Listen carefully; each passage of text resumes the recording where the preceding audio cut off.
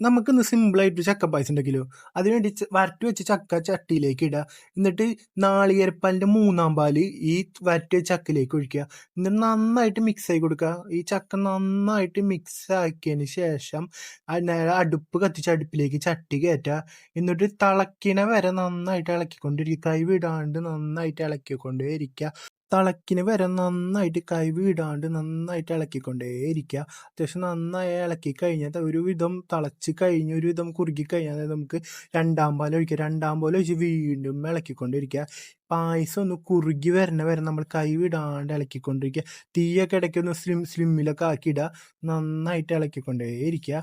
അത് ഒരുവിധം കുറുകി തുടങ്ങാൻ നേരത്ത് നമുക്ക് ശർക്കര നീര് ഇതിലേക്ക് ഒഴിക്കുക. ശർക്കര നീര് വെച്ച് വീണ്ടും ഇളക്കിക്കൊണ്ടേയിരിക്കുക. ഈ ശർക്കര നീരൊക്കെ ഒഴിച്ച് നന്നായിട്ട് കുറുകി വരാൻ നേരത്ത് നമുക്ക് ആദ്യം ഇതിലേക്ക് ശർക്കര നീരും 2-ാം പാലും ഒഴിച്ചതിന് ശേഷം നന്നായി ഇളക്കിക്കൊണ്ടിരിക്കണം. ഇത് കുറുകി വരണ വരെ നമ്മൾ കാത്തിരിക്കുക. ഒരുവിധം കുറുകി കഴിയുന്ന നേരത്ത് നമുക്ക് തെൻപാൽ ഒഴിക്കുക. തെൻപാൽ ഒഴിച്ച് നന്നായിട്ട് തിളച്ച് വരുന്ന വരെ വെയിറ്റ് ചെയ്യുക. നന്നായി തിളച്ച് വന്ന് കഴിഞ്ഞ് നമുക്ക് അതിലേക്ക് 1-ാം പാൽ ഒഴിച്ച് തിളച്ച് വരുന്നുണ്ട് നമുക്ക് വെയിറ്റ് ചെയ്യാം. തിളച്ചൊക്കെ വന്നു തുടങ്ങിയിട്ടുണ്ട്. അപ്പോൾ ഈ തിളച്ച് വന്ന് കഴിഞ്ഞാൽ നമുക്ക് നന്നായിട്ട് ഇളക്കി കൊടുത്തതിന് ശേഷം നമുക്കിതിലേക്ക് നെയ്യിൽ വാട്ടിയ അണ്ടിപ്പരിപ്പ് മുന്തിരി ആദ്യം നമുക്കിതിലേക്ക് ഇട്ട് കൊടുക്കുക.